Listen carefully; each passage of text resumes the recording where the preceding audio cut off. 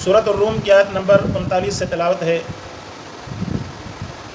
اللہ پاک نے مال کے خرچ کے حوالے سے یہاں پر دو موضوع ذکر فرما کر ان کا نتیجہ اللہ پاک نے بتلایا۔ پہلے نمبر پر آپ مال خرچ کریں یا انویسٹ کریں، بینک میں انویسٹ کریں یا کسی اور طریقے سے انویسٹ کریں، لیکن ربا کے ذریعے سے۔ جیسے پرانے زمانے میں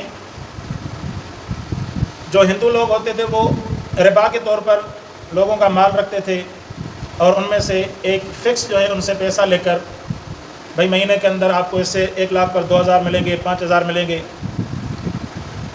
تو اسی ربا کو اللہ تبارک و تعالیٰ نے حرام قرار دیا ہے۔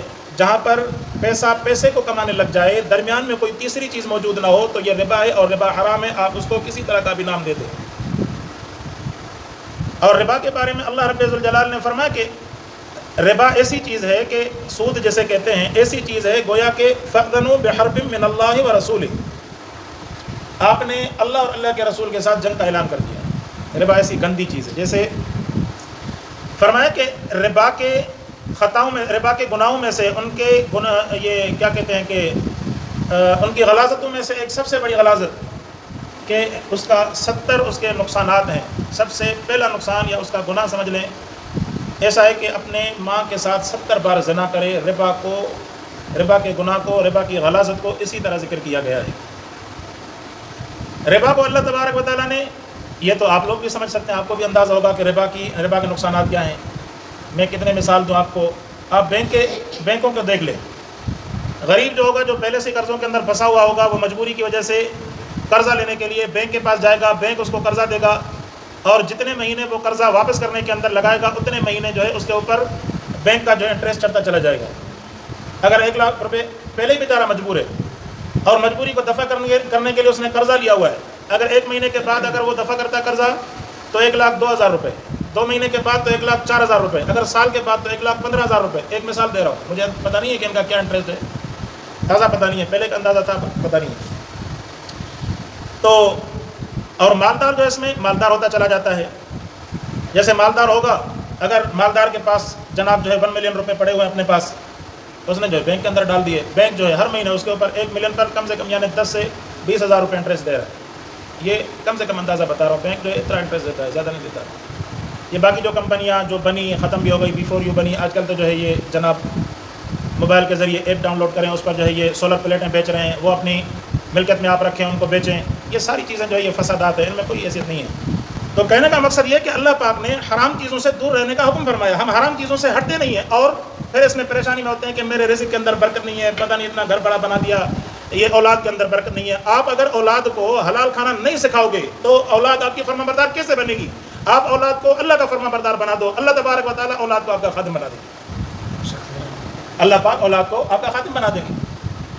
تو قرآن نے فرمایا کہ وما آتیتم من ربا لیربو فی اموال الناس، جو لوگ ربا کھاتے ہیں اور یہ ربا کے لیے یربو فی اموال الناس فلا یربو عند اللہ، فرمایا کہ وہ اپنے نفع کے لیے لوگوں کے مال کے اندر یہ ربا کا طریقہ استعمال کرتے ہیں، اللہ پاک کے ہاں ان کے ربا کے اندر کوئی منافع نہیں ہے۔ بظاہر آپ کو 1 لاکھ روپے پر اگر 10,000 روپے بھی انٹرسٹ کے طور پر ربا کے ذریعے سے مل رہے ہوں، لیکن اللہ پاک راضی نہیں ہے، ان میں برکت نہیں ہوگی۔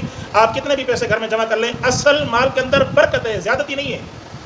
اگر برکت ہوگی، شیخ سعدی فرماتے ہیں کہ فقیر اگر ایک جھونپڑی کے اندر رہ رہا ہوگا، اس کے ذہن کے اندر اللہ تبارک و تعالیٰ نے ایسا سکون عطا فرمایا ہوگا کہ وقت کے بادشاہ کے محلات کے اندر بھی وہ سکون نصیب نہیں ہوگا۔ ایک میں نے واقعہ پہلے سنایا تھا، امام راضی رحمۃ اللہ علیہ ہیں یا کوئی اور ہیں، تو اس کے زمانے میں بادشاہ نے اپنا جو ہے ایک قاصد بھیجا، کہا کہ جاؤ گھوڑے پر سوار ہو کر چلے جاؤ یا اونٹ پر سوار ہو کر چلے جاؤ، کہیں پر اگر تھک جاؤ تو ان کی عادت یہ ہوتی تھی کہ کسی کا بھی گھوڑا لے کر جو ہے نا وہ آگے چل جاتے تھے سفر میں۔ ایک گھوڑا تھک گیا، دوسرا گھوڑا لے کر چلا گیا، تازہ تر و توانا۔ تو وہ راستے میں آ کر امام راضی رحمۃ اللہ علیہ وہ اپنے استبل کے اندر مطلب خیمے کے اندر آرام فرما رہے تھے، باہر سے وہ قاصد آیا، اتفاق سے اس کو گھوڑے کی ضرورت پڑی، باہر سے گھوڑا جو ہے اس کو کھولا اور جو اس پر چڑھ کر بھاگ نکلا۔ اس نے اپنے شاگرد بھگایا اس کے پیچھے، حالانکہ بادشاہ نہیں تھا لیکن ناؤ کا امام تھا۔ تو توضیح تنویر کے شرح کے اندر یہ واقعہ لکھا ہے، کہا کہ جب وہ جانے لگا تو امام صاحب تو استاد تھا، اس نے اپنے شاگردوں کو بھیجا، کہا کہ دیکھو یہ کون کم بخت گستاخی کر کے گیا ہے، کہا کہ یہ فلاں ہے، کہا کہ پکڑ کر لیا اس کو ایسی ٹھیک ٹھاک جو اس کو جوتے مارے، اس سے گھوڑا بھی پکڑ کر کھڑا کر دیا، بادشاہ ہرا، کہا گیا یہ کون ہے میری سلطنت کے اندر کہ میرے قاصد کو اس نے ایسی ٹھکائی کر دی، اس نے یہ خیال بھی نہیں کیا کہ بادشاہ کا قاصد ہوگا، چلو بات کر لیں گے، ایک گھوڑے کی جگہ پر 2 گھوڑے لے لیں گے. نہیں کہا اپنے قاصدوں کو کہا کہ پتہ کرو کون ہے. بتایا گیا کہ امام رازی رحمۃ اللہ علیہ. کہا کہ چھوڑ دو ان کو. کہا کیوں؟ کہا کہ آپ کی انا کی یعنی ناک آپ کی یہاں پر نیچے رگڑ نہیں رہی ہوتی ہے جس وقت جو آپ ان کو چھوڑ رہے ہوتے ہیں. بادشاہ نے کہا کہ ہماری حکومت لوگوں کے جسموں پر ہے، انہوں نے دین کا ایسا راستہ اپنایا ہوا ہے، ان کے ساتھ میں کیسے مقابلہ کر سکتا ہوں جنہوں نے اپنی حکومت لوگوں کے دلوں پر قائم کر رکھی ہے. استاد دانا. اب ایک اگر شاگرد کسی استاد نے قائم کر لیا تو ظاہر ہے اس کا گھرانہ تو اس استاد کا مرید ہوگا. تو کہنے کا مقصد یہ، اللہ پاک اس کے اندر برکت نہیں ڈالتے. وما آتیتم من زکات، اور جو آپ زکات دیتے ہو، تریدون وجہ اللہ، اور زکات کے اندر اللہ کی رضا کا ارادہ ہو. شرط یہ کہ اللہ کی رضا کا ارادہ ہو. فرمایا کہ فاولئک هم المضاعفون، اللہ پاک اس کو بڑا چڑھا کر اس کا اجر آپ کو عطا فرما دیتے ہیں. آپ زکات دیں. کتنے ہی واقعات ہم نے اپنے رشتہ داروں میں، اپنے تعلق والوں میں، اپنے متعلقین کے اندر دیکھیں. میں کتنے واقعات بیان کر سکتا ہوں. ان کے گھر کے اندر اے سی لگے ہوئے ہیں لیکن قربانی نہیں کرتے. کبھی ملاقات ہوتی ہے تو میں سیدھا ان کو کہتا ہوں بھائی چوری کے اے سی چلا کر جو ہے آپ اپنے دلوں کا سکون اور اطمینان حاصل نہیں کر سکتے. بھلے حکومت کتنی بھی جناب چور ہو، ڈاکو ہو، حکومت کے کتنے بھی گناہ ہو، لیکن آپ جو ہے چوری کا مال استعمال نہیں کر سکتے. اس کے علاوہ آپ زکوٰۃ نہیں دیں گے، گھر کے اندر بے برکتی ہوگی. آپ جو ہے قربانی نہیں کریں گے مالدار ہونے کے باوجود تو گھر کے اندر اس کی جو ہے بے برکتی ظاہر ہوگی. آپ زکوٰۃ دیں اور اللہ کے نام پر جو آپ کی طرف خصوصی طور پر معاملات کے جو مسائل متوجہ ہوتے ہیں ان کا آپ خیال رکھیں. اللہ تبارک و تعالیٰ آپ کی زندگی کے اندر برکت ڈال دے گا. آپ کی زندگی کے اندر برکت ڈال دے گا اللہ پاک. آپ معاملات کا خیال رکھیں، پڑوس کا خیال رکھیں، رشتہ داروں کا خیال رکھیں. ایسا نہیں ہوتا کہ جناب آپ خود تو عالم بن گئے، مولوی بن گئے، لیکن آپ کا رویہ اپنے رشتہ داروں کے ساتھ ایسا ہو جیسے فرعون گھوم رہا. تو یہاں پر آپ کی تبلیغ بھی ختم ہو جائے گی اور آپ کا جو فیض جو عام ہونا ہوگا وہ بھی ختم ہو جائے گا. آپ اپنے رویے کو درست رکھیں، آپ اپنے اخلاق کو درست رکھیں، آپ اپنے کردار پر نظر رکھیں. صرف یہ نہیں ہے کہ جناب میں نے نماز پڑھ لی، 5 وقت نماز جماعت کے ساتھ پڑھاتا ہوں تو لوگ جو ہے میرے متی بن جائیں گے. نہیں، اللہ کے ساتھ تعلق قائم ہوگا اور اللہ کے ساتھ تعلق تب قائم ہوگا جب اللہ کی مخلوق کے ساتھ تعلق قائم ہوگا. الخلق عیال اللہ، یہ مخلوق اللہ کا کنبہ ہے. مخلوق کا ہم خیال نہیں رکھیں گے. مریض کو تڑپتے ہوئے چھوڑ کر ہم جو ہے آ جائیں گے نماز پڑھنے کے لیے، اپنے رشتہ داروں کے حقوق کھا کر. کتنے لوگ ایسے ہیں، کتنے نمازیوں کو ہم جانتے ہیں اپنے بہنوں کے میراث کھا کر خود کو جو ہے دین کا بڑا چیمپئن سمجھتے ہیں. اپنے ماتحتوں کا حق کھا کر دبا کر کتنے دن جیئیں گے، کتنے دن زندہ رہیں گے. کروڑوں کی ملکت آپ یہاں چھوڑ کر چلے جائیں گے. قبر کے اندر تو انسان بغیر خالی ہاتھ چلا جاتا ہے. وہاں پر تو کفن کے اندر جیب بھی نہیں ہوتی جس کے اندر بندہ جو لاکھوں روپے لے کر چلا جائے. کہنے کا مقصد یہ کہ قرآن نے کہا وما آتیتم من زکات تریدون وجہ اللہ. فرمایا کہ جو لوگ زکات دیتے ہیں اس کے اندر شرط یہ ہے کہ اللہ کی رضا مقصود ہو. فاولئک هم المضاعفون. فرمایا کہ اللہ پاک اس کو بڑا چڑھا کر عطا فرما دیتے ہیں.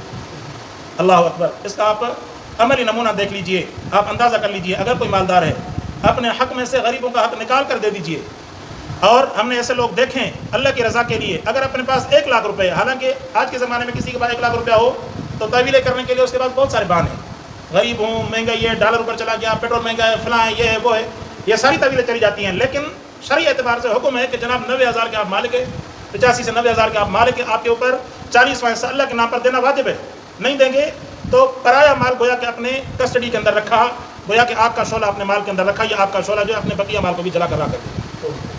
اور جب انہوں نے دیا اللہ پاک نے ایسی برکت ڈالی ہے کہ لوگ حیران، کروڑ پتی لوگ، لاکھوں پتی لوگ وہ حیران ہے کہ ان کی زندگی کیسے گزر رہی ہے. اصل میں برکت ہوتی ہے اللہ کے حکم پر عمل کرنے کے لیے. اور دوسرے نمبر پر جہاں تک میں سمجھاؤں، جب ہم زکوٰۃ ادا کرتے ہیں، غریب کو اس کا حق ادا کرتے ہیں تو اس کا فائدہ یہ ہوتا ہے کہ غریب جو ہے دلی طور پر یعنی ہمارے سامنے سے ہٹ کر ہمیں دعائیں کر رہا ہوتا ہے. اللہ تبارک و تعالیٰ پیٹھ کے پیچھے کی ہوئی دعائیں جو ہے وہ انتہائی مخلصانہ دعائیں ہوتی ہیں. ان دعاؤں کے صدقے اللہ پاک اس بندے کی زندگی کے اندر برکت ڈال دیتا ہے. پھر جو ہے نا یہ جو ہے پرواز کرنے لگ جاتا ہے اللہ کے حکم سے. اس کو گویا کہ پر لگ جاتے ہیں. اور جس نے تعویلیں کی کروڑا پتی بندہ ہے. لاکھوں کا مقصد یہ ہے کہ اللہ کی رضا کے لیے جب انسان کو دینے کا وقت آتا ہے تو پھر انسان جو ہے اتنی بڑی لسٹ تیار کر لیتا ہے. لیکن اپنی عیاشیوں کے لیے ذاتی طور پر ایسے لوگوں کو میں جانتا ہوں، ہمارے متعلقین ہیں، میں نام نہیں لے رہا لیکن ہمارے متعلقین ہیں، میں ان کو جانتا ہوں، اپنی بیویوں کی فرمائش پر 2 لاکھ روپے جیب میں لے کر 17-20 لاکھ روپے کی گاڑی جو لے کر صرف ان کی عیاشی کے لیے ان کو یعنی تفریح کرانے کے لیے لے جاتے ہیں، گھمانے کے لیے. لیکن اگر اللہ کی رضا کا وقت آئے، چلو یہ تو کوئی واجب ان پر صدقہ نہیں ہے، لیکن زکوٰۃ کے اندر بھی وہ لوگ ڈنڈی مارتے ہیں، قربانی کے اندر بھی یہ لوگ ڈنڈی مارتے ہیں. جب زکوٰۃ کے اندر ڈنڈی ماریں گے آپ اندازہ لگائیں کہ اس ملک کے اندر ارب پتی لوگ رہ رہے ہیں، ارب پتی لوگ رہ رہے ہیں. اگر ارب پتی ایک ارب کا مالک بندہ اگر اپنی زکوٰۃ نکالے تو اس کا 40واں حصہ ہوتا ہے کتنے؟ 2.5 کروڑ روپے. 2.5 کروڑ روپے ایک ارب پتی بندے کا، تو کھرب پتی بندے رہ رہے ہیں، تو کھرب پتی بندے کا جو زکوٰۃ کا حصہ ہوگا سالانہ وہ 2.5 ارب روپے ہوگا. اگر کوئی بندہ 2.5 ارب روپے زکوٰۃ نکالے، آپ اندازہ لگائیں کہ اس کے علاقے کے اندر کوئی غریب رہ سکتا ہے؟ اللہ کے بندے ایسے ہیں جو آج بھی خرچ کر رہے ہیں، زکوٰۃ نکال رہے ہیں، صدقہ کر رہے ہیں، لیکن عمومی طور پر لوگوں کے اندر، عوام کے اندر یہ شعور نہیں ہے. عمومی طور پر عوام سمجھتے ہیں کہ یہ ہمارا حق ہے، حالانکہ اللہ پاک نے فرمایا قرآن کی سورہ بقرہ کی ابتدا میں اللہ نے فرمایا وَمِمَّا رَزَقْنَاهُمْ. یہ نہیں کہا کہ جو رزق تم نے کمایا، بلکہ فرمایا کہ وَمِمَّا الَّذِينَ يُنْفِقُونَ، فرمایا کہ یہ وہ لوگ ہیں جو خرچ کرتے ہیں. ہاں الَّذِينَ يُؤْمِنُونَ بِالْغَيْبِ وَيُقِيمُونَ الصَّلَاةَ وَمِمَّا رَزَقْنَاهُمْ، فرمایا کہ جو ایمان رکھتے ہیں، غیب پر نماز کو قائم کرتے ہیں، وَمِمَّا رَزَقْنَاهُمْ، اور جو ہم نے رزق دیا ان میں سے خرچ کرتے ہیں اللہ کے نام پر. ينفقون کا معنی خرچ کرتے ہیں اللہ کے نام پر. جب دیا اللہ پاک نے، اللہ کے نام پر دینے میں کیا حرج ہے؟ جب احساس ہوتا ہے نا انسان کے اندر، تو احساس جو ہے نا بہت بڑی چیز ہے. اس احساس کی جیسے آپ یہ حج والا واقعہ سنتے ہیں نا کہ ایک موچی نے پیسہ ایک ٹکا جمع کر کے حج کے لیے تیار کیا تھا، اور جب جانے کی تیاری کرنے لگا، ایک واقعہ ہے، ضروری نہیں ہے کوئی حدیث نہیں، ایک واقعہ ایک سبق آموز. تو صاحب جو ہے پڑوس کے اندر ایک یعنی گوشت کے پکنے کی خوشبو آ رہی تھی. اس نے جو ہے اس پڑوس والے کو کہا کہ بھائی آپ کے جو ہے گھر کے اندر ماشاءاللہ گوشت پک رہا ہے، مجھے بھی جو ہے تھوڑا سا اس سے حصہ دے دیں، میرے بچے بھی جو ہے خوشبو سونگھ رہے ہیں تو ان کو بھی حصہ. تو اس نے کہا کہ آپ چھوڑ دیں اس بات کو. اس کی آنکھوں میں آنسو آ گئے. کہا کہ اصل میں کتنے دنوں سے بچے بھوکے تھے اور کوئی مجھے طاقت نہیں دی کہ کوئی چیز جو ہے لے کر میں جو ہے اس میں بچوں کو کھلاؤں. بس یہ حرام کا گوشت کا ایک ٹکڑا ملا تھا، وہ جو ہے گھر کے اندر تیار کر کے بچوں کو کھلانے کے لیے تیار کر رہا. تو وہ بندہ گیا حج کے لیے، جو بھی رقم جمع کی تھی وہ ساری رقم اٹھا کر اس بندے کے حوالے کر دی. کہا کہ بھائی آپ اپنے بچوں کے لیے رزق کا بندوبست کر لیں، اللہ پاک مجھے حج کی توفیق دوبارہ عطا فرما دے گا. تو ایک بزرگ نے اس کو خواب میں دیکھا، کہا کہ سارے حجاج کرام کے مقابلے میں اللہ تبارک و تعالیٰ نے وہ فلاں بندے کا موچی کا حج قبول کیا ہے. جب اس سے جا کر پوچھا کہ بھائی تم حج پر گئے تھے؟ کہا کہ حج پر تو نہیں گیا تھا. تو اس سے واقعہ پوچھا، کہا کہ یہ واقعہ ہے. تو کہا کہ اسی وجہ سے اللہ پاک نے گھر بیٹھے بیٹھے تجھے حج قبول حج کا ثواب عطا فرما دیا. تو یہ ہے کہ رزقناہم ينفقون. قرآن نے فرمایا کہ وما آتیتم من زکاۃ، جو تم زکوٰۃ دیتے ہو اس کے اندر شرط یہ ہے کہ اللہ کی رضا مقصود ہو، اللہ کی رضا مقصود ہو. فاولئک هم المضعفون، اللہ پاک اس کو بڑا چڑھا کر قرآن کے اندر فرمایا کہ اللہ پاک اس کو کم سے کم 70 درجہ بڑھا کر آپ کو اجر دیں گے. اور زیادہ سے زیادہ قرآن نے فرمایا مثل الذین ينفقون اموالهم فی سبیل اللہ کمثل حبۃ انبتت 7 سنابل، فرمایا کہ یہ جو ہے بڑھ چڑھ کر 1 روپے کا ثواب اللہ پاک 700 روپے تک ثواب عطا فرماتے ہیں. اگر اخلاص زیادہ ہوگا تو یہ ثواب لاکھوں تک بھی جا سکتا ہے. فرمایا کہ اللہ الذی خلقکم، ایک بزرگ تھے اس کے وقت کا ایک واقعہ ہے. کہا کہ اس نے ایک جو ہے گٹری دیکھی تو اس کے اندر گندم کے دانے جو ہے نا وہ کھجور کے دانے کے برابر تھے. گندم کے دانے کھجور کے دانے کے برابر. کہا کسی اللہ والے کو دکھایا، کہا کہ یہ کیا، یہ گندم کا دانہ ہے؟ کہا کہ ہاں یہ اس وقت کا ہے جب لوگوں کے اندر عدل اور انصاف تھا. لوگوں کے اندر عدل اور انصاف تھا. میں آج کہوں کہ آج ہمارے اندر غربت نہیں ہے، ہم مالدار ہیں، ہم غریب نہیں ہیں، مالدار ہیں. یہ صرف تقسیم جو ہے ہم نے منصفانہ تقسیم جو نہیں رکھی آپس میں، ہم نے صرف اپنی ذات کو مقدم رکھا ہے اور اپنے رشتہ داروں کو، متعلقین کو اور مساکین کو ہم نے وہ آخری درجے پر پھینک دیا ہے. وہ یہ وہی والی بات ہوتی ہے نا کہ جناب یہ جیسے کہتے ہیں کہ ایک بڑھیا جو ہے وہ روٹی پکا رہی تھی، اچانک جو ہے وہ کتا آیا، اس نے جو ہے منہ میں دبا کر بھاگ نکلا. یہ بڑھیا اس کے پیچھے بھاگی، تو جب نہ پہنچ سکی تو اس نے کہا چلو میرے دادے کی نیت، چلو میری دادی کی نیت. تو آج کے مسلمان خیرات کرتے ہیں اللہ کے نام پر، لیکن یہ والی خیرات جو ہمیں اچھی نہیں لگتی، جو ہمیں کپڑے اچھے نہیں لگتے، چلو مجھے پورے نہیں آ رہے، چلو کسی مسکین کو ڈال دیتے ہیں. جو ہمیں اچھا نہیں لگتا وہ جو اللہ کے نام پر دے دیتے ہیں. پھر اس کا یہ بھی نتیجہ بندہ ذہن میں رکھے کہ اللہ پاک اس کا اجر دے گا، لیکن اجر بھی اسی طرح بچا کھچا ملے گا جس طرح ہم نے بچا کھچا مال اللہ کے نام پر دیا. فرمایا کہ اللہ الذی خلقکم ثم رزقکم، اللہ وہ ہے جس نے تمہیں پیدا فرمایا، ثم رزقکم، پھر تمہیں رزق عطا فرمایا. میرے دوستو، رزق دینے والی ذات اللہ پاک کی ہے.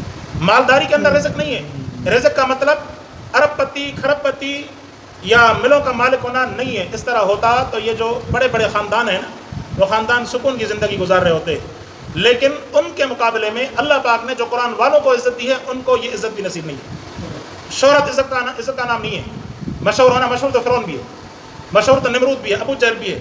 لیکن اللہ پاک نے جو عزت محمد مصطفیٰ صلی اللہ علیہ وسلم کے ساتھ محبت، سنت پر عمل کرنے اور اللہ کے دین کی اشاعت کے لیے جو اللہ پاک نے حضرت بلال کو جو عزت دی ہے، وہ کائنات کے امریکہ کے سپر پاور کے صدر کے حصے میں بھی نہیں ہے. فرمایا کہ اللہ الذی خلقکم، اللہ نے تمہیں پیدا کیا، ثم رزقکم، پھر تمہارے لیے رزق بھی اللہ نے دیا، ثم یمیتکم، فرمایا کہ پھر موت بھی تمہیں اللہ پاک دے گا، ثم یحییکم. میں عرض کرتا ہوں کہ اللہ پاک نے ہمارے حصے میں 2 موتیں رکھی ہیں، 3 اللہ پاک نے حیات رکھی ہیں. ایک حیات وہ جو آدم علیہ السلام کے وقت میں اللہ پاک نے حیات دی تھی عالم ارواح میں، اور دوسری حیات یہ، تیسری حیات آخرت والی. موت پہلے والی ہو چکی، ایک بار مر چکے ہم، اور دوبارہ مریں گے. اس کے بعد جب تیسری حیات ملے گی تو اس کے بعد موت نہیں ہوگی. فرمایا کہ وہ اللہ ہے، ثم یمیتکم، تمہیں موت دے گا، ثم یحییکم، فرمایا کہ مارنے کے بعد پھر اللہ پاک تمہیں دوبارہ زندگی عطا فرمائے گا. هل من شرکائکم من یفعل، اللہ اکبر. فرمایا کہ دنیا کے اندر دیکھ لو، یہ جو بھی لوگ ہیں جو بتوں کی پوجا کرتے ہیں، جو لکڑیوں کی پوجا کرتے ہیں، جو قبرستانوں کی پوجا کرتے ہیں، کائنات کے اندر اللہ کو چھوڑ کر جن کو بھی پوجتے ہیں، اللہ نے فرمایا هل من شرکائکم من یفعل من ذلکم، ان سے آپ دیکھ لیں جا کر کہ اللہ پاک نے تمہیں بتلایا نا کہ بھائی آسمان کو اللہ نے قائم کیا، زمین کو اللہ نے بچھایا، تمہیں پیدا کرنے والی ذات اللہ کی، تمہیں رزق کھلانے والی ذات اللہ کی، کائنات کے اندر اس زمین کو آباد رکھنے والی ذات اللہ پاک کی. کوئی یہ نہیں کہہ سکتا کہ جناب میرا جو فلاں پیر ہے یا میرا جو فلاں ہے اس نے اس سے گندم کے دانے کو اس نے پیدا فرمایا، نہیں کہہ سکتا کوئی. جب یہ تمام چیزیں اللہ کے ساتھ خاص ہیں، فرمایا کہ اللہ کے علاوہ هل من شرکائکم، جن کو تم شریک بناتے ہو، من یفعل من ذلکم، کیا وہ یہ چیزیں کر سکتے ہیں؟ نہیں کر سکتے. فرمایا کہ من یفعل من ذلکم من شیء سبحانہ، فرمایا کہ پھر تمام تعریفیں اللہ کی ہیں، وتعالی عما یشرکون، اور جن کو بھی تم اللہ کے ساتھ شریک بناتے ہو تمام شریکوں سے اللہ پاک کی ذات بلندی بلند بلندی بلند اعلیٰ. اللہ کو کسی کی پرواہ نہیں ہے. جو انسان شریک بناتے ہیں وہ اپنی عاقبت تباہ کر رہے ہیں، اللہ کو کوئی پرواہ نہیں. اللہ رب ذوالجلال کو کوئی پرواہ نہیں ہے. فرمایا کہ اس کی ذات تو پاک ہے. آپ سب نمازی بن جائیں، اللہ کی بادشاہت کے اندر کوئی زیادتی نہیں ہوگی. آپ سارے متقی پرہیزگار بن جائیں، اللہ کو کوئی فرق پڑنے والا نہیں ہے. اور ہم سارے گناہ گار بن جائیں، اللہ تبارک و تعالیٰ کی یہ کوئی جمہوریت نہیں ہے، یہ کوئی ووٹنگ نہیں ہے، یہ کوئی بادشاہت نہیں ہے کہ رعیت مخالف ہو جائے گی تو بادشاہت دھڑام سے گر جائے گی. یہ اللہ خالق ہے، اللہ تبارک و تعالیٰ جس نے کائنات کو اس وقت تک چلایا ہے. فرمایا کہ تمہیں پیدا بھی میں نے کیا، رزق بھی تمہیں میں دوں گا. اللہ پاک اس پر قادر ہے کہ ہماری نمازوں کے باوجود اگر جہنم میں ڈال دے، اللہ مرضی کا مالک، ہم اللہ سے حساب نہیں کر سکتے. یہ ذہن بنا لیں. ہم یہ نہیں کہہ سکتے کہ جناب ہم نے علم پڑھا، ہم نے قرآن پڑھا، ہم نے بڑی دین کی محنت کی ہے، اللہ پاک ہمیں جنت میں ڈال دے گا. امید رکھنی چاہیے. تقدیر کے مقابلے میں اللہ تبارک و تعالیٰ کا احسان ہے کہ اللہ پاک نے دین کے راستے پر چلایا، لیکن اس کے اندر تکبر نہیں آنا چاہیے. کہیں ایسا نہ ہو کہ ساری زندگی دین کے راستے پر چلے، آخرت میں کوئی ایسا موڑ آ جائے جس کی وجہ سے جیسے احد کے مقام پر ایک شخص جو ہے لڑ کر مر گیا، سارے کہہ رہے تھے کہ زبردست بہادر تھا، جنت کے اندر چلا گیا، محمد مصطفیٰ نے کہا کہ جہنم. احد کے مقام پر پھر ایک صحابی نکلا اور اس نے کہا کہ میں اس کی تفتیش تو کروں کہ کیا بات ہے. پھر جب معلومات کی، ظاہر جب مجاہدین لڑ رہے ہوتے ہیں، ساتھ میں ساتھی ہوتے ہیں، وہ ایک دوسرے کا عمل دیکھ رہے ہوتے ہیں، تو جب تحقیقی پتہ چلا کہ واقعی محمد مصطفیٰ صلی اللہ علیہ وسلم کی زبان سچی ہے. کیوں کہ جب اس کو ضرب کی وجہ سے جب اس کے اعضاء کٹ گئے تو اس کی سانس نہیں نکل رہی تھی، تو اس نے کیا کیا کہ اپنی تلوار جو ہے زمین پر کھڑی کر کے اس کی نوک اپنے سینے پر رکھ کر خود کو اس کے اوپر دبا دیا، یعنی خودکشی کر دی. محمد مصطفیٰ صلی اللہ علیہ وسلم کی بات سچ ہے. تو حالانکہ پوری زندگی مسلمانوں کے ساتھ گزاری، آخرت کے اندر ایسا عمل ہو گیا اس سے، تو اس لیے کوئی انسان یہ نہیں کہہ سکتا کہ میں جنتی ہوں. ہم نہیں کہہ سکتے کہ ہم جنتی ہیں جب تک اللہ پاک فضل نہ کرے. ذالک فضل اللہ یؤتی من یشاء، یہ اللہ پاک کا فضل ہے جس کو عطا فرمائے، مرضی کا مالک. یہ ہم جو ہے بھکاری ہیں. یا ایھا الناس انتم الفقراء، اے انسانوں سب تم فقیر ہو اللہ رب ذوالجلال کے ذات. ہم فقیر، ہم بھکاری ہیں اللہ کے در کے، اللہ کے در کے بھکاری ہیں. بھکاری بن کر رہیں گے، اللہ کی طرف سے فضل عطا ہوگا. اگر بادشاہ بننے کی کوشش کریں گے، بڑا بننے کی کوشش کریں گے، اللہ تبارک و تعالیٰ کو کسی کی کوئی پرواہ نہیں ہے. جو نوح علیہ السلام کو قرآن مقدس کے اندر خبردار کر رہا ہے کہا کہ قال یا نوح انہ لیس من اہلک انہ عمل غیر صالح فلا تسألنی ما لیس لک بہ علم. فرمایا کہ آئندہ سوال نہ کرنا، انی اعظک ان تکون من الجاہلین، ایسا نہ ہو کہ آئندہ، میں تمہیں خبردار کر رہا ہوں، ایسا نہ ہو کہ آئندہ نبوت چھین کر جاہلوں میں سے بنا. اللہ پاک نے نوح علیہ السلام کو کہا، اولو العزم پیغمبر ہے. آدم علیہ السلام کے بعد دوسرا آدم ثانی نوح علیہ السلام، لیکن اللہ پاک نے نوح علیہ السلام سے کلام کر کے بتلا دیا کہ آپ کی ہماری کوئی اوقات نہیں. بہرحال قصہ مختصر، فرمایا کہ ثم یمیتکم ثم یحییکم. میں ایک حدیث سنا دوں، رسول اللہ صلی اللہ علیہ وسلم نے فرمایا کہ اگر کوئی انسان، نیک انسان اس دنیا کے اس سے چلا جاتا ہے، نیک انسان دنیا سے چلا جاتا ہے، تو آسمان کے 2 دروازے جو اس پر رو رہے ہوتے ہیں، آسمان کے 2 دروازے اس پر رو رہے ہوتے ہیں. کس لیے؟ کہ نیک اعمال اس کے اوپر جا رہے تھے. نیک اعمال ایک خوشبو کی مانند ہوتے ہیں، اللہ کو رضا کرنے کے اسباب ہوتے ہیں. تو آسمان کے دروازے وہاں سے نیک اعمال جو جا رہے تھے تو وہ بند ہو گئے نا دنیا سے جانا، اس کی وجہ سے وہ رو رہے. فرمایا کہ اور 2 دروازے خوش ہو رہے ہوتے ہیں، جن سے ان کی برائیوں کی وجہ سے اس کی نحوست اترتی تھی، وہ خوش ہو رہے ہوتے ہیں. اچھا ہوا کہ یہ بندہ مر گیا، آئندہ جو ہے ہم سے ان کی نحوست جو اوپر نہیں جائے، یا اوپر سے نحوست جو ہے نیچے نازل نہیں ہو. ان کا بھی فرق پڑتا ہے. اگر آپ دنیا کے اندر اچھائی کرتے ہیں، حدیث پاک میں آتا ہے کہ اگر کوئی نیک انسان چلا جاتا ہے کہ یہ دنیا کے درخت، یہ سمندر کے اندر مچھلیاں، یہ کائنات کی ساری خلقت، ساری مخلوق، یہ اس کے لیے دعائیں کر رہی ہوتی ہے. کیوں؟ کہ نیک انسان کہتے ہی اس کو ہیں جو اللہ کو راضی کر کے چلا جائے، اور اللہ کی رضا کے مطابق جو چلے گا. تو اللہ پاک نے قرآن کے اندر اعلان فرما دیا کہ یہ میرا بندہ ہے، یہ اللہ کا بندہ ہے. جو اللہ کا بندہ ہوگا، ظاہر ہے جو سرکاری بندہ ہوگا تو سرکار کی وجہ سے اس کی عزت ہوگی نا. کائنات کے اندر جو اللہ کا بندہ ہوگا اس کی عزت ہوتی ہے اللہ کی وجہ سے. تو سارے درخت اور ساری حیاتیات جو ہے اس کے لیے دعائیں کر رہے ہوتے ہیں. اور جو برا بندہ جب اس دنیا سے مر جاتا ہے تو جس طرح زمین اس کو دھتکار رہی ہوتی ہے، تو دنیا کے اندر یہ چرند پرند درخت یہ سارے جو ہے اس کے لیے شکریہ ادا کر رہے ہوتے ہیں کہ اچھا ہوا کہ یہ منحوس چلا گیا، کیونکہ اس کے جو ہے برے اعمالوں کی وجہ سے ہمیں بھی جو ہے یہ برے اعمالوں کا نتیجہ دیکھنا پڑ رہا ہوتا ہے.